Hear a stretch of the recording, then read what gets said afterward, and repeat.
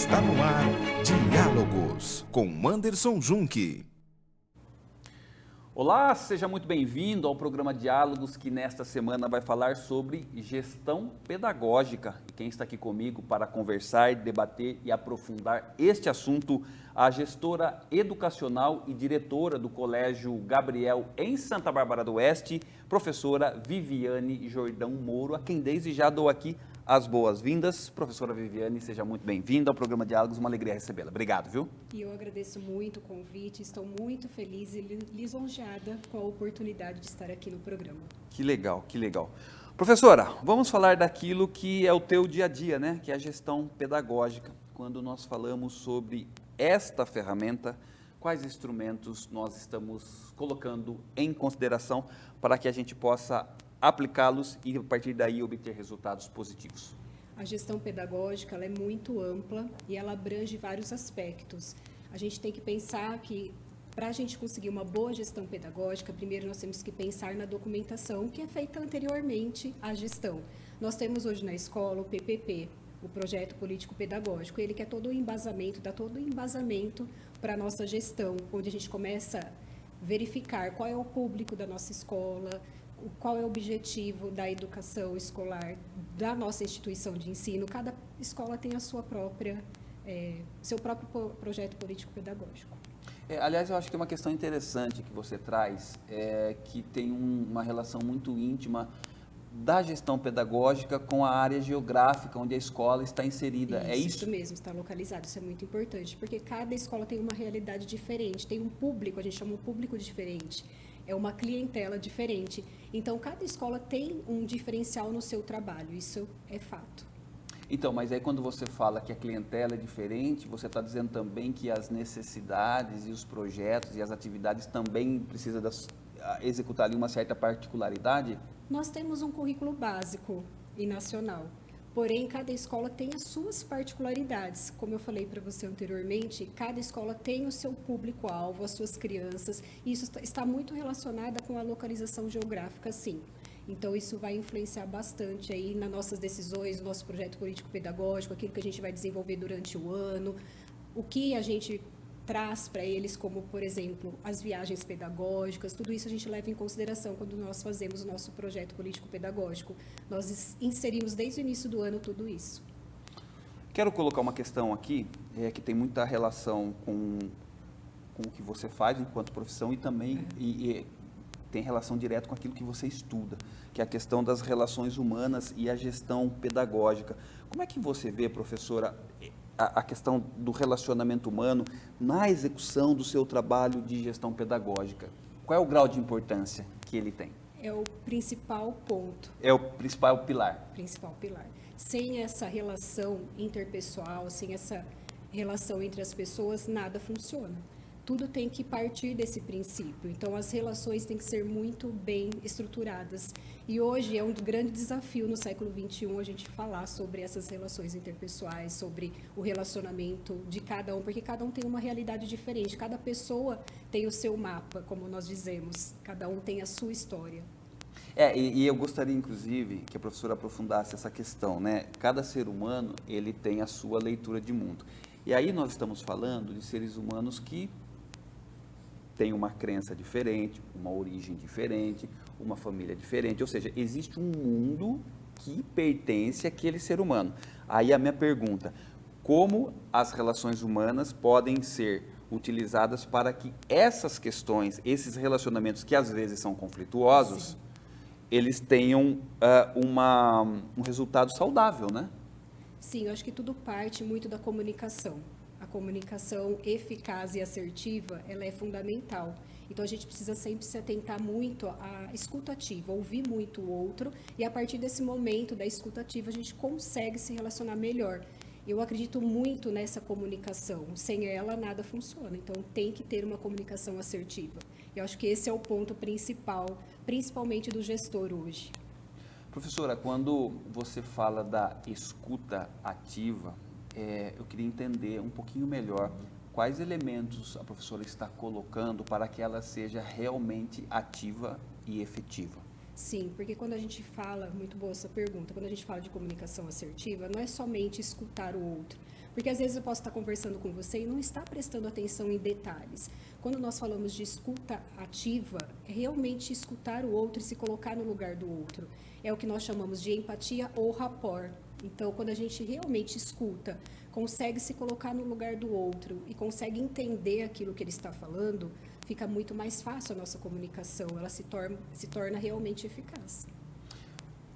Detalha para mim um conceito que eu acho que é interessante, está aí na sua fala, que é a questão da empatia. Nos tempos atuais, nós estamos com uma certa dificuldade de praticá-la, professora? Com certeza. E por quê? As pessoas hoje, eu acredito, segundo tudo que eu leio, pesquiso, as pessoas estão muito intolerantes e estão vivendo um tempo de muita ansiedade, onde tem muita informação rápida.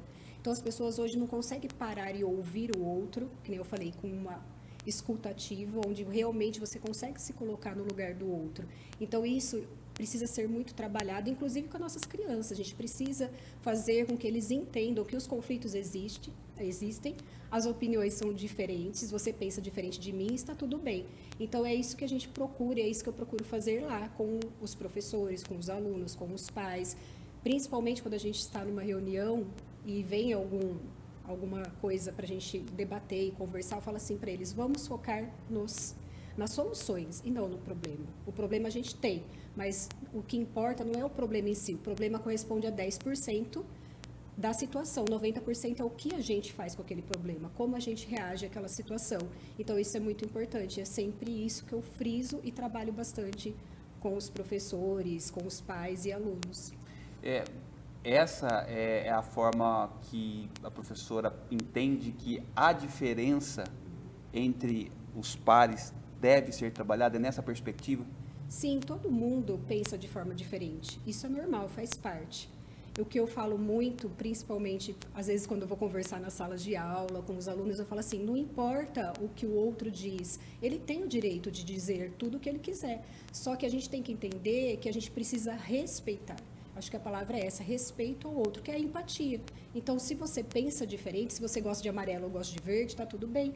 Então, é isso que está faltando nas pessoas, a tolerância, é saber que o outro é diferente e não tem problema ser diferente. E a gente, falando em século XXI, a inclusão, a gente trabalha muito isso também, o ser diferente.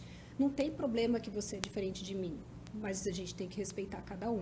E é muito interessante, a nossa escola tem uma particularidade. Nós temos muito claro essa inclusão. A gente, vamos dizer assim, todos os professores e alunos, a gente acolhe muito bem todos os alunos. Então, a escola é muito bem vista, inclusive, por causa disso. Que interessante. Quero fazer um recorte ainda dentro desse assunto, é discutir um pouquinho desse conceito, né, que é o conceito da educação socioemocional no século XXI. A professora está há muitos anos trabalhando, né, como diretora. A minha pergunta nessa perspectiva é, como é que a professora enxerga essa educação socioemocional? Ela tem evoluído, professora, ou a gente ainda enfrenta desafios que poderia ser muito melhor? Uma ótima pergunta. A gente ainda enfrenta muitos desafios, porque quando a gente fala dessa questão socioemocional, também nós temos que pensar no professor, em primeiro lugar, porque muitas vezes nem ele está tão preparado para lidar com os conflitos. Muitas vezes nem ele consegue olhar para si mesmo pela falta de tempo, porque muitos professores hoje, o que acontece? Eles acumulam cargo, dá aula o dia inteiro, manhã, tarde e noite. E às vezes o que acontece? Eu percebo muito isso. Eles não conseguem ter tempo nem para eles, nem para cuidar de si. E se você não está bem emocionalmente, como que você vai trabalhar essa questão socioemocional com o seu aluno? Então, hoje, precisa-se muito vivenciar tudo isso, passar por todos esses desafios. Eu acho que está caminhando, está começando a pensar mais e falar mais sobre isso. Inclusive, hoje na educação existe o projeto de vida, onde a gente trabalha bastante essa questão com o aluno. Qual é o sonho dele, o que ele quer ser quando ele crescer, porque antes a gente não tinha essa disciplina Sim. na escola. Então, isso vem agregando bastante valor, sim, à educação. Então, a educação caminha para isso, só que ainda a gente precisa de uma estrutura muito mais forte. Agora, uma questão que me veio enquanto você estava respondendo é qual a contribuição que a internet tem para essa educação socioemocional ou para o prejuízo dela? Então, hoje a internet está bem desafiadora em todos os âmbitos, porque o celular, a internet, a tecnologia faz parte, mas até que ponto ele é bom e até que ponto ele ajuda ou não na educação. Então, a gente sempre se pergunta. Em sala de aula, muitas vezes a gente precisa e libera o celular para uso das novas tecnologias. Mas o que nós percebemos, nós como educadores, é que muitas vezes o aluno não está preparado para isso. Ele tem um aparelho, ele já nasce com o aparelho na mão, mas ele não sabe mexer de forma adequada para seu conhecimento e para aumentar tudo aquilo que ele pode, vamos dizer assim, crescer mesmo. Às vezes ele só vai no TikTok, só vai no Instagram, então ele não sabe fazer uma pesquisa mais aprofundada, então está muito superficial essa questão. Apesar de nascer, né, com a tecnologia na mão, não sabe fazer uso da ferramenta.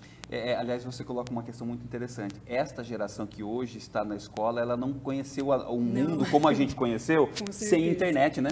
E era maravilhoso a nossa época, pelo menos eu não tenho o que reclamar. A gente ia na biblioteca, Sim. fazia pesquisa. E hoje a gente percebe que eles têm dificuldade até para ter um livro físico, porque eles estão tão acostumados com o celular, tanto que tem gente que acostuma tanto que quer fazer leitura só no celular ou no tablet. Não tem a gente precisa do livro físico ainda.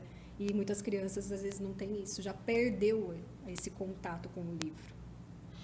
Professora, quero falar sobre comunicação, tá? Sobre comunicação e gestão pedagógica.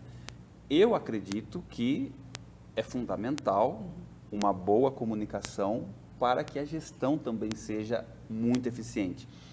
Como é que você pensa esse conceito na teoria e principalmente na prática, claro? Com certeza.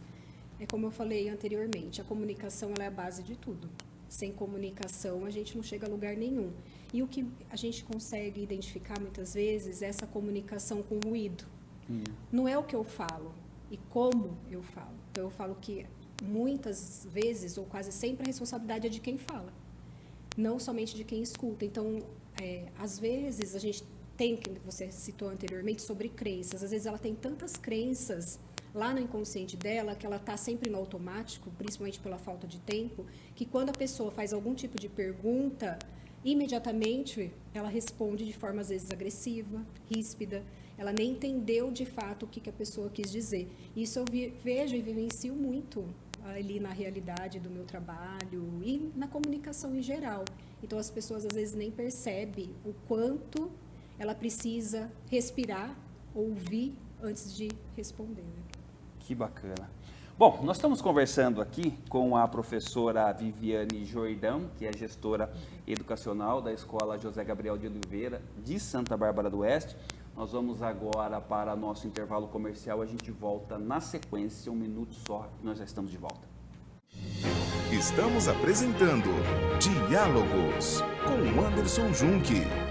O livro Metodologia Ludocriativa, da educadora e pesquisadora Valéria Caetano da Silva Alvarenga, propõe uma reflexão sobre o processo de aprendizagem de crianças e adolescentes à luz da educação sociocomunitária. A reflexão se concentra na experiência da metodologia ludocriativa como um instrumento de humanização das relações. Adquira já o seu agora mesmo através do WhatsApp 34 99798 3521. Atenção, professores da Rede Pública Estadual de Santa Bárbara do Oeste. O projeto Missão Amazônia, o ser e o existir da população ribeirinha, com o fotógrafo e jornalista Anderson Junque, está com a agenda aberta. A atividade conta com a exibição de um documentário e muitos relatos pessoais sobre sua expedição de 22 dias na Amazônia. A atividade é gratuita. As palestras são limitadas. Entre em contato agora mesmo pelo WhatsApp 19 97402 1168 para saber mais. Projeto realizado com recursos da Lei Paulo Gustavo, por meio do Ministério da Cultura, Governo Federal, Secretaria Municipal de Cultura e Turismo e Prefeitura Municipal de Santa Bárbara do Oeste. O melhor endereço para você ficar bem informado, tododia.com.br. Coloque em seus favoritos e tenha a melhor informação. TV Todo Dia, 35 anos conectada com você.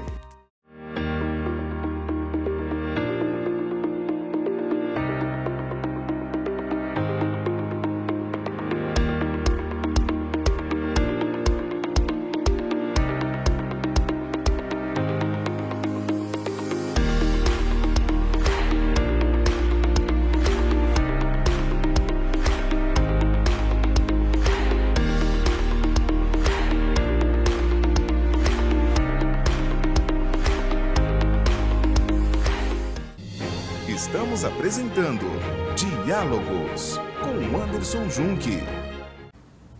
Estamos de volta aqui com o programa Diálogos, que nesta semana fala sobre gestão pedagógica. Quem está aqui comigo, conversando, debatendo e aprofundando este assunto, a gestora educacional e também diretora da Escola José Gabriel de Oliveira, em Santa Bárbara do Oeste, professora Viviane Jordão Moro. Professora, quero falar um pouquinho aqui sobre a questão da gestão educacional no século XXI. Minha pergunta para a senhora, quais são hoje os principais desafios? Os desafios hoje, devido a tanta mudança que vem ocorrendo de forma muito rápida, esse é um grande desafio para o século XXI, para a educação. Nós estamos passando por momentos de grande transformação. Depois da pandemia, vieram as novas tecnologias, que hoje já faz parte, que a gente chama de ensino híbrido. Então, hoje, isso é um grande desafio, a parte tecnológica ainda é um grande desafio, principalmente para os professores e também para os alunos. E também tem essa parte da socioemocional, onde a gente lida com muitos conflitos no dia a dia. Então, tudo isso ainda é um grande desafio na educação. Poxa, que bacana. Sabe que a professora fala uma coisa que eu gostaria aqui de uma reflexão.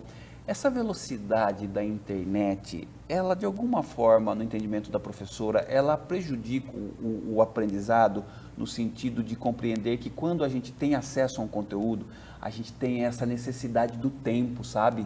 Daquilo se solidificar dentro de nós. Como é que a professora vê essa questão? Hoje, nós pensando nisso, já me veio uma outra coisa na cabeça. Está tão rápida, as coisas acontecem tão rápida que quando a gente está buscando informação na internet, vejo até por mim mesma, por essa falta de tempo, sim, por tantos atributos que nós temos durante o nosso dia, nossas 24 horas, as pessoas estão até passando o vídeo de forma rápida e acelerada. E isso prejudica até o intelecto. Ele vai prejudicar sim, porque hoje a gente quer ser rápido em tudo, para conseguir ganhar tempo e conseguir aprender mais coisas, que eu acho que antigamente falava assim, a gente tinha tempo. O tempo não mudou.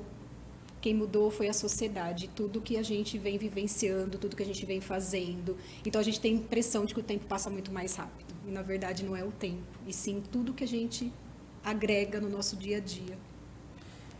Muito legal essa sua fala, e eu quero aproveitar aqui e falar um pouquinho da questão da gestão, mas eu quero levar aqui a nossa reflexão pautada na questão das referências. Hoje, como é que a professora observa a questão da gestão educacional refletindo nos seus pares? Então, eu estou falando aí agora dos seus professores, né? A equipe que de alguma forma faz o seu trabalho caminhar efetivamente, né? Olha, a equipe é fundamental, o trabalho em equipe é fundamental. Então, hoje, o gestor ele tem que ser um líder, onde ele consegue ter uma flexibilidade para ouvir os seus pares, não deixa de ser, são os professores.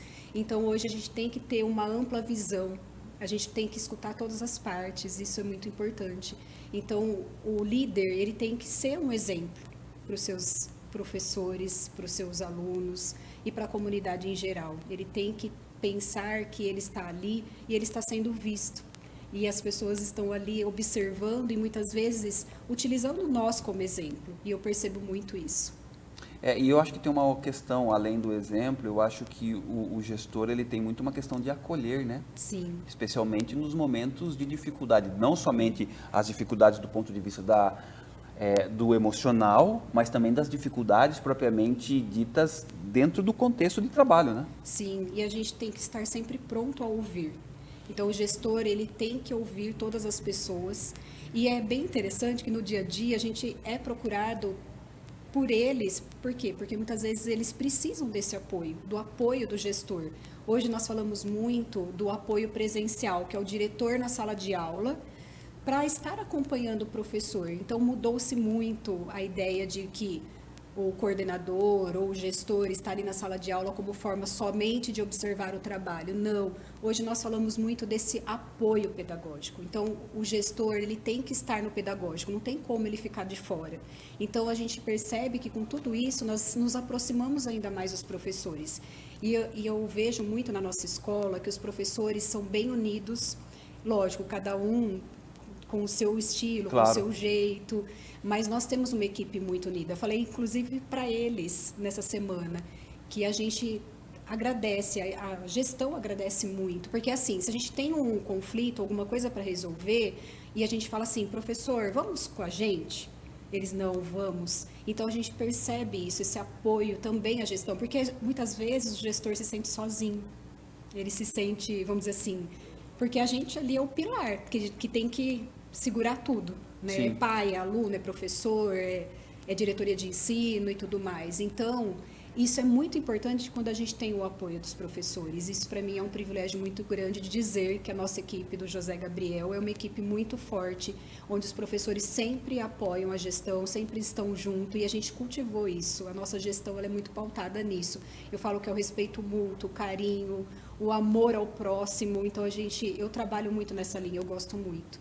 Eu sou especialista em desenvolvimento humano e PNL, então, para mim, é fundamental essa parte de comunicação, de ouvir o outro, de pensar em soluções e não focar em problema, deixar de ser vítima e ter a autorresponsabilidade, fazer o que tem que ser feito, a mão na massa, vamos dizer assim.